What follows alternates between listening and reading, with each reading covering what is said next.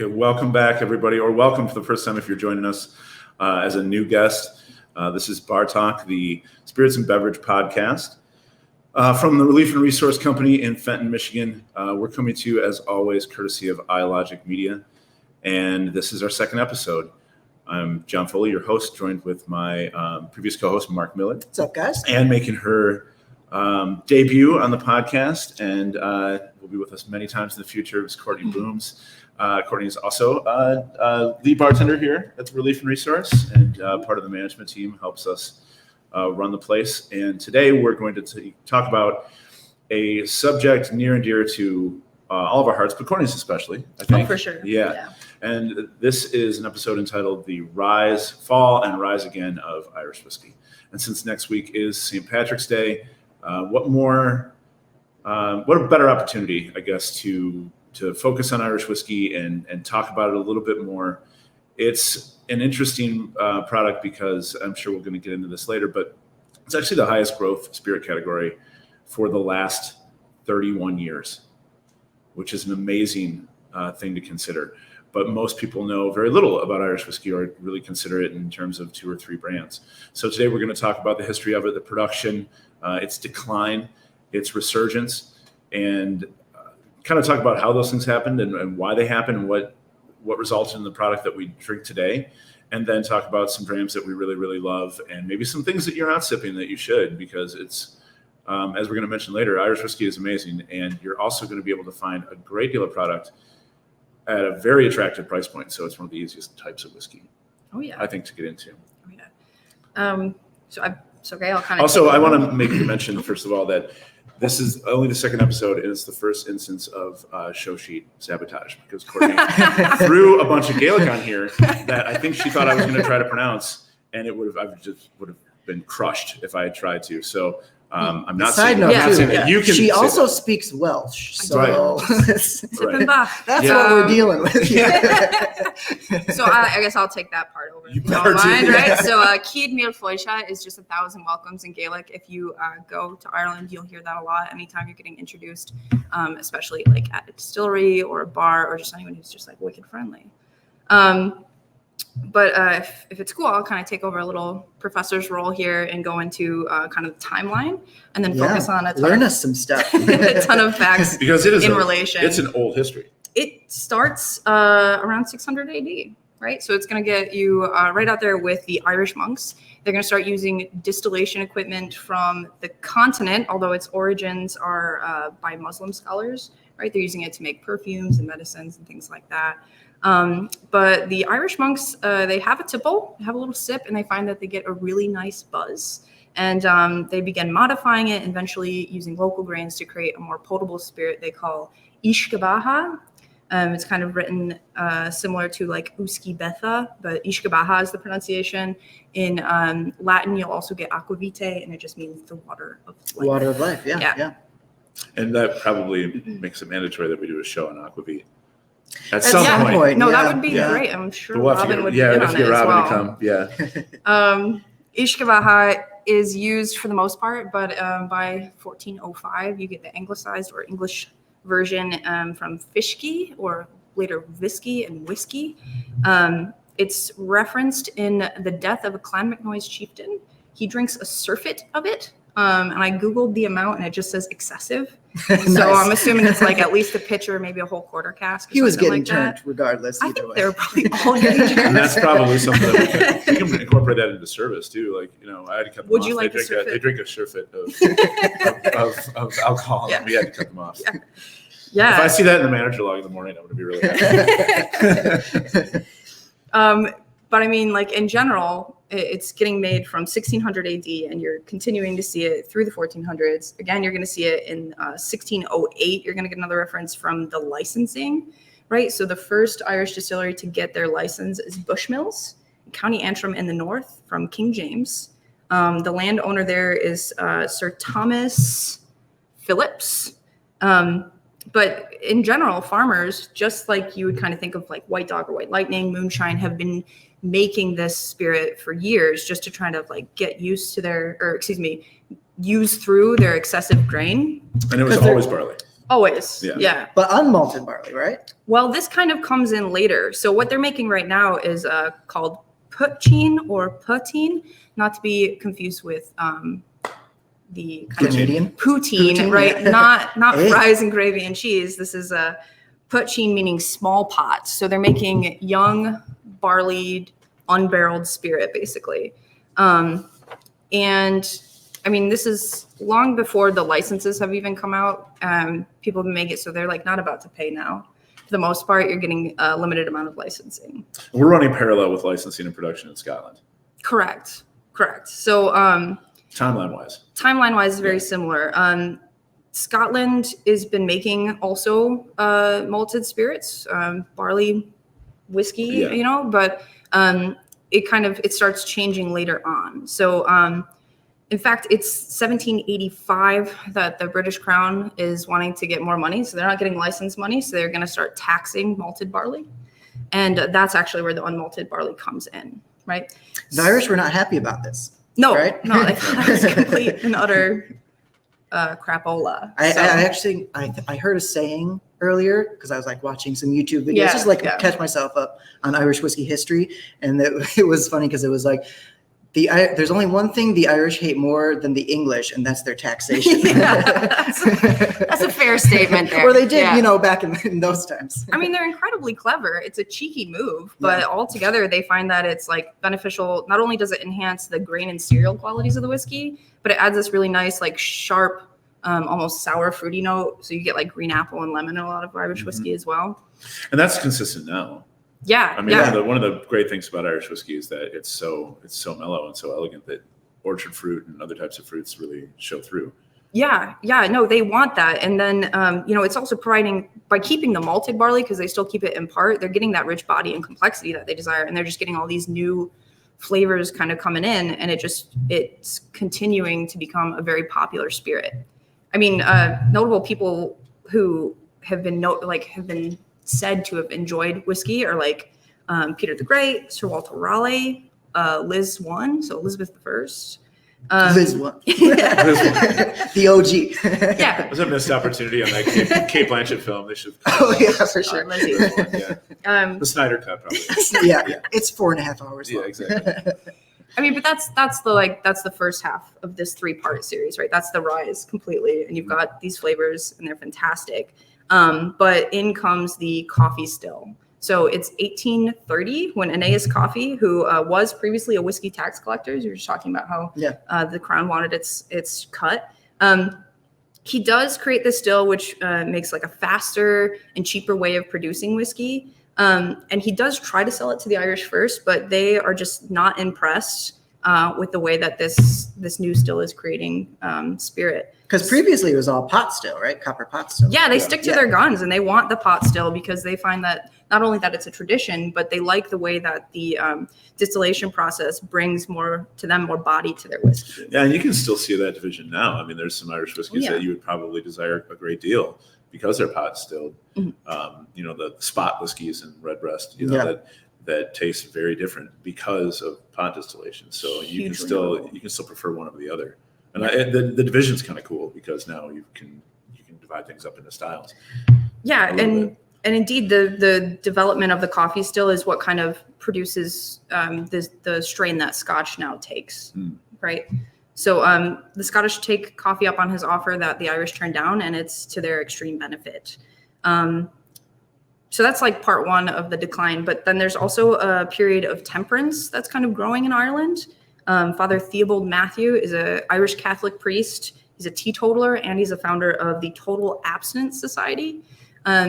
It only takes him 5 years to get half the entire adult population of Ireland to take the pledge. So basically, they're just vowing not to drink or do any of the fun stuff. Seems like an awful way to live. Yeah, they just completely devoid of vices. I think what's most important to note about that is that, they got that over with. They did it. And the United States never even tried to emulate something similar. That would have been a horrible mistake. Sure. Yeah. That might come up later. I'm not going to lie. Yeah. It's like one of the few times that the U.S. looked at something another country did and was like, maybe we'll actually think about this before we just follow traits, It's true. Yeah, it takes some time. For sure. But in general, like again around that same time. So they're dealing with the coffee still, they're dealing with the temperance movement, and the distillers in Dublin are starting to get really ticked off for a number of reasons, but they focus their anger on the coffee still. 1879, the 4 biggest distillers in Dublin, John and William Jameson, John Powers, and George Rowe, they're having none of it, and they publish a pamphlet called The Truths About Whiskey.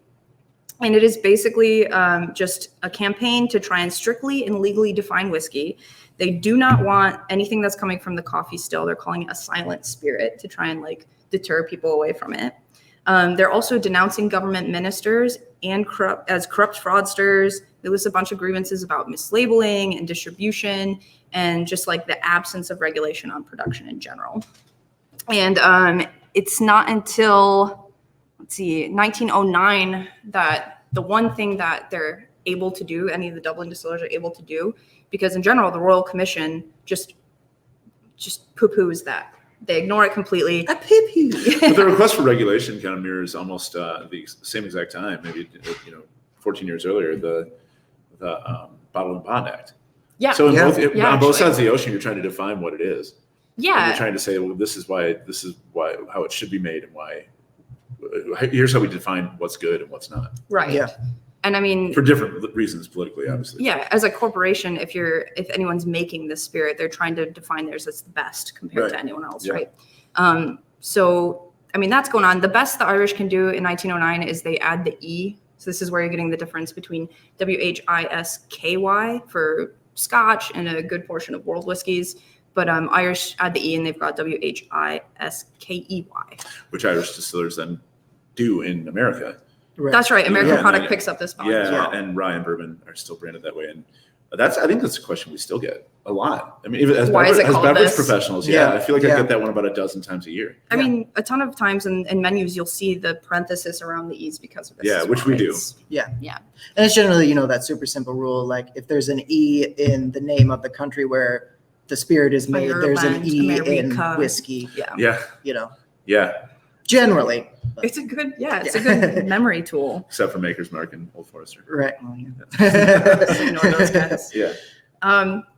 Right. So they're battling the silent spirit, the coffee still. They're battling temperance, but the bad news isn't over. Easter Day, 1916, things come to a loggerhead between Ireland and the British government. And it starts the War of Independence. Now, there's a ton of podcasts that you can look up to get like deeper into this, because whiskey is not the only reason why they go to war, although it'd be a great reason. Unfortunately, it was for Ireland, especially. It's a long and tumultuous history. It's so much worse than that. Yeah, but if you do limit it to talking about the like relation to making whiskey, you're going to see sales across the empire dwindle. Britain is not taking anything in from Ireland. Ireland is doing the like, right? So 1922, you've got the Irish Free State, and Eamon de Valera is just got this huge retaliatory trade war against Britain. It's tit for tat on tax goods, and British arms have a larger reach. They can source from without the empire, and Ireland is effectively on its own. So production just takes a dive completely at that point. And it's a torrential bummer. But there's another one, because in 1920, the U.S. has entered Prohibition. Right? The Volstead Act, right? That's right. Yeah. 18th Amendment decimates the industry. I mean, not entirely, but effectively so, right? The U.S. has been one of the largest you get the fallout from that for decades. Yeah, decades. Yeah. Without a doubt. Cocktails don't recover from that for forever. Years on. Yeah. Well, and I have to imagine too, the like early, like Irish immigrants probably brought a lot of that over with them, For sure. Yeah. And with techniques and desire, generations who still want that spirit. Right. Like up here, like in Michigan, still there's a big affection for Canadian whiskey. Yeah. It's not just because we're right by Canada. It's because that was what was being bootlegged over. During Prohibition, that's what we got. And bootlegging makes a good point, because like Irish whiskey is coming in, but with the decimation from the years before, it's not coming in fast enough. So bootleggers actually start marketing their like bathtub hooch colored with shoe polish as Irish. Yeah. And just overall, it pushes favoritism closer to Scotch. Yeah. Right. Yeah. And Which is coming in from Canada. And in American, Yeah. in Canada, just Canadian, like cheaper blended whiskey. Yeah. They were really well Well, placed. it's part of the swoop empire. in. They're completely happy to purchase Absolutely. Scotch. And it can be produced very quickly, very easily en masse. Right. Yeah. Right. Yeah. So And I'm sorry to interrupt one more time, but no, like, go ahead. I do remember reading at one point at the end of the 1800s, there were about 28 distilleries Yeah, in at a Ireland, maximum. and then it goes down quickly to like 2. Yeah. It's going to come in later, the forming of the IDL, but in general, like there's Many of what's these in get pushed Dublin underneath though. exactly, and Yeah. all of your smaller distilleries, because there was like at once 1,000 distilleries. Like at its highest peak, there was 1,000 distilleries in Ireland, and it's been dwindled down to about 20, and then again to about 2. The scope of that it's unbelievable. Massive. Yeah, that's insane. Yeah. Right. So Prohibition eventually ends, 1933. 21st Amendment. But the harsh blow means that like there's new demand coming in to America, right? We're done with Prohibition. I want all the whiskey. Yeah. But Ireland just can't meet the new demand. And again, you're going to find Scotch kind of swooping right in there to fill in the spot that was once, held by Ireland, excuse me. Yeah.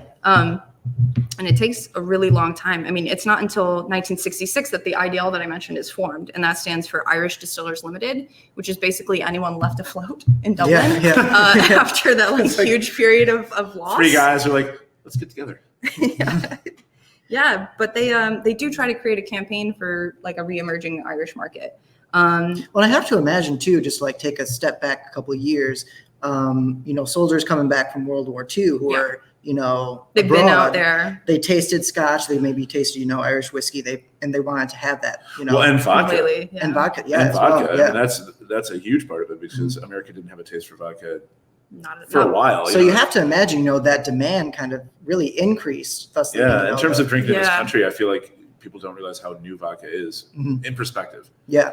Global perspective Yeah, being like the biggest reason why we're getting the spirits that we are allowed to have, that we have a market for today. And it does start kind of post-war. Yeah. Sorry, Yeah, continue. exactly. We're in the 60s. No, it's all good. Yeah, we're in the 60s. IDL is formed, and they're just kind of treading water, just kind of keeping their heads above water. But it takes them about a decade before they're able to reach like the mass production skills that Scotch has. They form a conglomerate, and then they open up a new distillery. It's kind of like state of the art.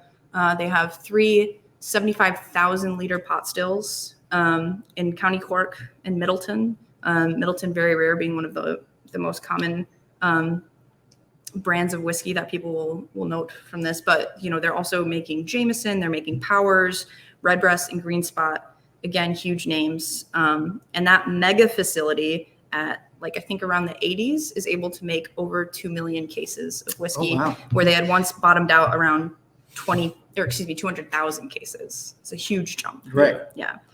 The monopoly is great because, like I said, they're keeping their heads above water, but it's broken in 1987 by John Teeling.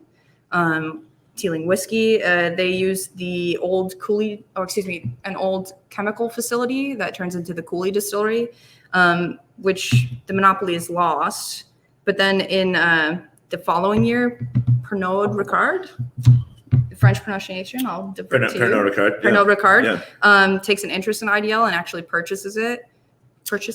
Yeah, that's right. Sounds right. And isn't Cooley eventually purchased by Beam? Cooley is also eventually purchased by Beam. That's right. But these purchases just open up the world market to them, right? Yeah. The distribution is able to kind of cross the entire span of the globe, and whiskey with an E is just positively trending again, both in production and in spirits. You're saying this is on 87, 88? Yeah, it's going to start in mid 80s, the kind of interest and the conglomerate, you might say. But it's 88 specifically when Pernod buys out IDL. So Pernod buys out in 88, and by the time 98 rolls around, when I first went to university and started working in restaurants and bars, at that point, I feel like just 10 years later, Jameson was ubiquitous. Jameson is everywhere. Huge for the college crowd as well at that time, for sure. And but it's that mass market again. At my age and lower, I mean, that's the intro. That's where the door kind of opens for Irish whiskey. Do you have a story about when you first kind of experienced Irish whiskey? Unfortunately, I'm pretty sure it was from picklebacks. Yeah, so you're younger, so picklebacks were your thing. Like, yeah. Oh no, they're not my me. thing. No. But yeah, I don't know what you do on your night out. Yeah, I'd say my first. The car bomb was the unfortunate shot of my cover college. bomb? The car bomb. Car bomb. Yeah, it was my unfortunate shot. There's a lot of unfortunate names of Irish. Yeah, that's a really bad one. cocktails. So yeah, unfortunately, I would say my first story was of Jameson, was the first Irish whiskey that I had. Probably was picklebacks. Yeah, and this, I'm not going to turn this into a bash Jameson show, but one thing I will give Jameson credit for is they never met a trend train that they didn't want to hitch their wagon. Oh no, yeah, exactly. Like their marketing. Pickle juice sounds That's weird, exactly but we'll do it. It's the marketing. Yeah. Like drop it into Guinness, fine. Weird, but we'll do it. Like, yeah. They were. Give it a go. They really, truly put that brand out there. Yeah. And by the time I feel like the 90s were winding down, that was the shot. That was the whiskey shot. Yeah, but in the 90s, the traditional styles of Irish are also coming back in huge force. I mean, it's a notable player, and you mentioned like the last 35 years? I read since 1990, the highest growth category in spirits has been Irish whiskey each year. No, I'd agree that I've been to a couple distillery tours, and every time it's like the last 20 plus years, 25 years, 30 years that it's expanded. I mean, we see a ton of new companies, right? Like Dublin Liberties and Writer's Tears, things like that all come out either in the 90s or shortly thereafter. Egan's. Yeah. You're seeing revived old ones. So you've got like Roe & Co. That was very new. Kind of building and manufacturing there. McConnell's is another one too. Kilbeggan is another, revived. Just out of curiosity, because it is one of my favorites, what about like Redbreast? Like, when did that? Redbreast is part of the IDL in that Middleton They're distillery. Of Middleton. Gotcha. They are the ones that kind of survived the they test of time. Green Spot are the pot still whiskeys in the Middleton portfolio. Yeah, but innovation with mash bills, stilling techniques, maturation, finish, barrel finishing. Finishing. Yeah, and like all that's coming back in again.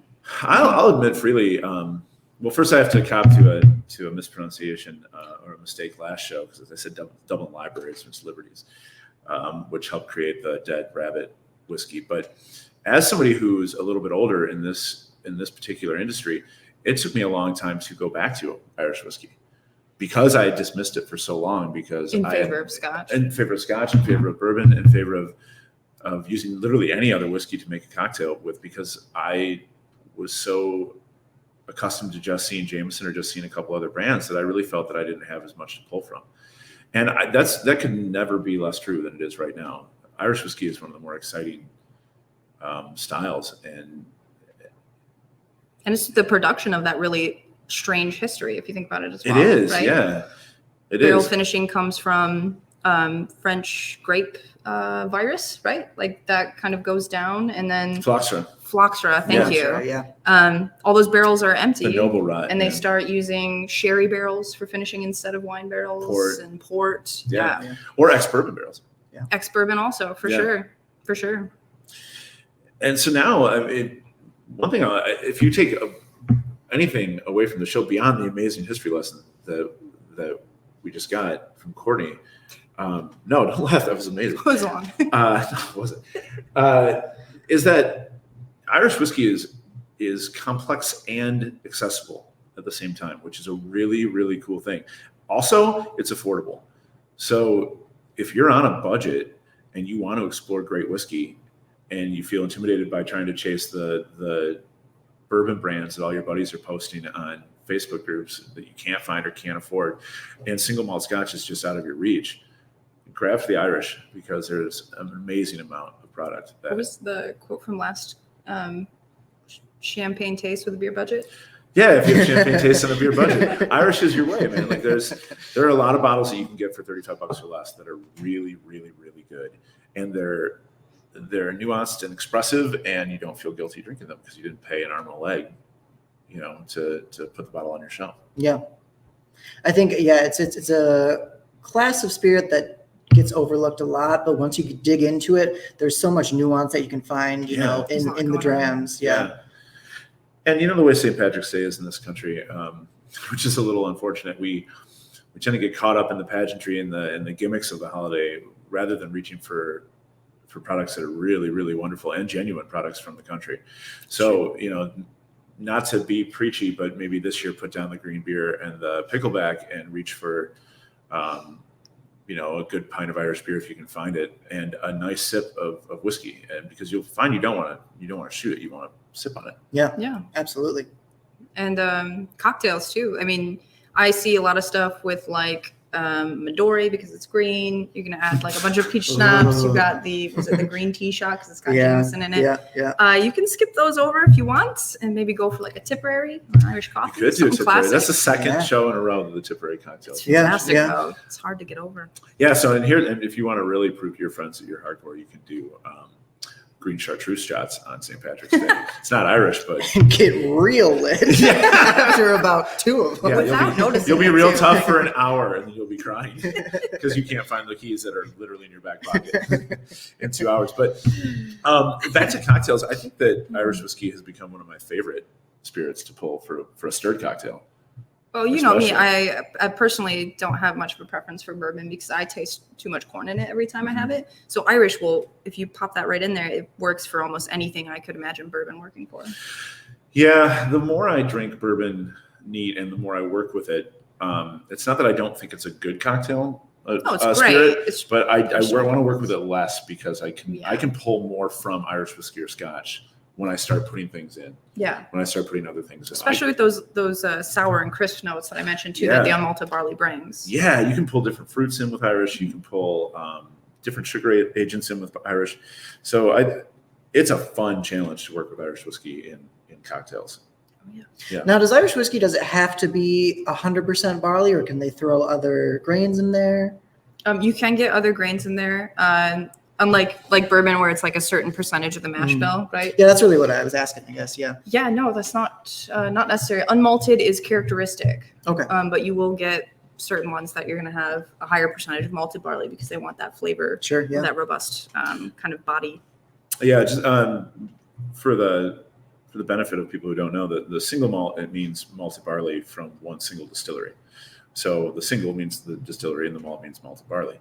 There aren't that many Irish single malts right now. That's correct. Available to like the average person going to a party store, but Bushmills being one that is predominantly single malt with the age expression whiskey. Yeah, almost anything you get exactly over like Blackbush is going to be, if not single malt, then nearly there. Yeah, I guess you'd say. And some other ones include the Castle, Connemara. Egan's has a single malt. Vintage. They have a single grain and a single malt. The 10-year is a single malt. Gotcha. Yeah, and I think Whistler's has a single malt now. So there are single malts out there, but most of it is what you're talking about with unmalted. A combination of malted, and unmalted barley. Yeah. Yeah. So when you think about the history of whiskey distillation, I mean, a lot of it does start here. The Scotch and Irish can fight over it for the rest of their lives, but you have to give a lot of thought to the fact that we have whiskey because of Ireland. Yeah. Irish monks. Yeah. Drunk. Exactly. Those monks just love drinking, man. They got Irish whiskey. They got chartreuse. So I think that one of the reasons why we started talking about this kind of stuff, and we started talking about doing a podcast to begin with, it was that everything is so much more than the 2 or 3 sentence conversation. For sure, yeah. And to examine whiskey is to examine not just bourbon, but not just single malt Scotch, but everything. And Irish is this amazing category where it's dominating sales worldwide. It's growing every single year, yet still in certain pockets of the whiskey world, it's vastly misunderstood and ignored for being either underproof or not as aggressive in flavor. When I believe firmly that we're going to go. Elegance is going to be re-embraced in whiskey, and that we're going to be able to, reappreciate Irish whiskey in a way that we haven't for a long, long time. Supremely underrated in many cases. Yeah. It really is. And maybe it's just me getting older, but I'd almost rather have an Irish dram than a lot of the really high proof stuff. I'll get shredded for that, but I don't care. It's just, if I want to have more than 1 ounce or 2 ounces, then maybe that's the way. You can definitely have a longer night out. 100%. If you're not doing full proof the entire time. Exactly. But that'll turn into a lecture. I don't watch it. Well, you guys want to talk about what we've been sipping on? Yes, please. This episode? Yeah. You want to I can start. Yeah. Well, I mean, I've got the weirdest one. So this is a good one if you're if you're a Scotch drinker, or if you want to learn about peated whiskey and really kind of dip your toe in with something that's not aggressively peated. But there are peated whiskeys in Ireland, and Connemara is one of them. This is a peated single malt from Ireland. The peat is extremely mellow, so you get a wisp of smoke and still lots of beautiful orchard fruit and elegant flavor and a nice little malty mid-palate burst. I think that there are a million cool ways to get into this whiskey. Again, if you normally drink Scotch, but you drink like Macallan or you drink Balvenie or you drink malted stuff and you're not ready to jump into Ardbeg or jump into Lagavulin, this would be a nice bridge.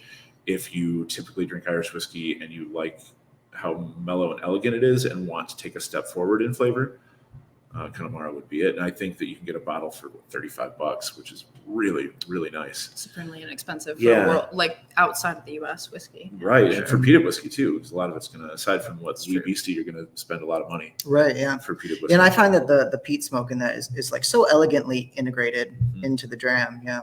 Actually almost reminds me of the Welsh whiskey that's peated Celt. Penderyn. Yeah. So you get those light notes, but then also the smoky. We'll have a Penderyn show too. Yeah, Welsh whiskey will be a whole other episode. That's a good one. Yeah. Where Courtney will again give us another history lesson, probably. No problem at all. Totally got you there. You guys can really hear those pronunciations. Yeah. Courtney, you want to go next? Yeah, I'll go with my pour. Thank you, sir. Yes. Powers John Lane. A lot of people know Powers from its kind of base expression, right? But their 12-year is coming from the classic reimagination of the old Powers John Lane distillery. Thank you, Mark. Yeah. So you're going to get a lot more grain spice than you get out of the traditional Powers or the kind of classic Powers. You're also getting a ton of notes of like fig and raisins from the sherry finish. And I also get I get walnuts. Other people have gotten like almonds before, but in general nuttiness from this one. And that whiskey's got a beautiful finish. It's so nice. Yeah, it really does. You know, a lot of people like to venture away from the term smooth, but it honestly is. It is. And that was when we've done Irish whiskey blind tastings here at R&R, where we trot out 8 different drams and have people taste them blind, then reveal them at the end. And this scores really, really high. Was it the class winner or was it like second? It was the class winner. Nice. It was this, Dead Rabbit, and Writer's Tears. Yeah. I think we're 1, 2, and 3. Yeah, we did that tasting together, didn't we? Yep. That was you and I? Yeah. Yep. And I was honestly. And you blinded. I just drank. Yeah. It was great. And I think you nailed like 4 out of 8, which was impressive. It's pretty good. Thanks. Yeah. That's all I'll say. No, but one of the reasons why I chose it too is just for like a fun story time when I was in Ireland last time. The old Powers distillery took up a square acre of the city of Dublin. So it took up a huge portion of it. And then with everything collapsing and like reforming, Powers got pushed out into the Middleton, but the pot stills are still there. You can actually go and see like all kind of like that like blue copper oxidation, you know, kind that's of all super cool. Pieced over. And the facility itself has turned into an art college now. So really cool if you get the chance to go. Traveling's not really happening a lot right now, but I would suggest Which has got to be killing you because you travel. 100%. I was there last two years ago. How many times? I have been to Ireland 5 times now. And I do try to, once I was old enough, I do try to make whiskey tours a huge part of my my interaction there. Yeah, for sure. What do you got, Mark? I am sipping on Teeling Small Batch Irish whiskey. I picked this guy mainly to talk about interesting barrel aging, basically, because this is again a small batch, but it is aged in rum barrels. So I find that tasting notes for me at least, I get a lot of like those nice like pear apple notes up front, but then that rum barrel aging I think comes in like mid palate and gives it a nice like weight and gravitas and a touch of sweetness as well, which I find is really nice too. So I think it's great that we used Loggerhead and Gravitas in sentences. Says the English major. Really like it. Yeah, I'm really happy with it. I try to talk real good on this. I think the another interesting thing about Teeling is that it's slightly higher in proof. Yeah. You're your average You're Irish. up over 90, and my Irish plays around 80 to 86. Yeah, 92 is what Teeling sits at. Yeah, Redbreast has a cast strength, and you're seeing stronger stuff come. Yeah, it's good. Yeah. I think you're probably going to see more higher proof stuff because that's a worldwide trend anyway. But That's true. Teeling, I think, really does it well because they jack the proof up just a little bit, but it's in harmony with the barrel finish. Absolutely, yeah. It's really good harmony with just the sweetness that any kind of rum barrel finish will. Oh, absolutely, yeah, for sure. And of course, too, we've all been sipping on some, Guinness as well. Black stuff. Because you have to. Yeah. It's great with a whiskey sidecar. Right. So we all know how to say cheers in Irish, right? We do. I hope so. Yeah. Yeah. Slainte. Slainte, yeah. And our typical response is Slainte alla gore. Or to you as well, basically, right? Real quickly before we go, we do want to give a shout out to iLogic Media. Always. Help us put this out. Check them out on Facebook, Instagram, us as well, Relief and Resource on Facebook and Instagram. I'm IOF Mark 2 on Instagram if you guys want to share your handles. If not, that's cool. I'm pretty sure it's just Courtney Booms or Courtney M. Booms. Cool. Yeah. For both of them. My interactions primarily through Relief and Resources Instagram. So yeah. Because I'm old. Like I'm gonna resurrect that baby. Just like Irish whiskey. And it all comes full circle. Yes. Thank you, everybody. Our next episode will be in about a week or two, and it will be the one that we mentioned at the end of the first episode. We kind of pushed that back so we could get all the wonderful information that Courtney had for us for Irish. Plus, it's just fun to talk about Irish right before St. Yeah. But it'll be about a little less product specific and more about just kind of how to navigate having a good time in any bar, especially when that bar doesn't meet your expectations. So that'll be episode 3 titled When in Rome. So until then, for Relief and Resource, I'm John, Mark and Courtney. Thank you very much. Cheers. Cheers, guys. Slainte.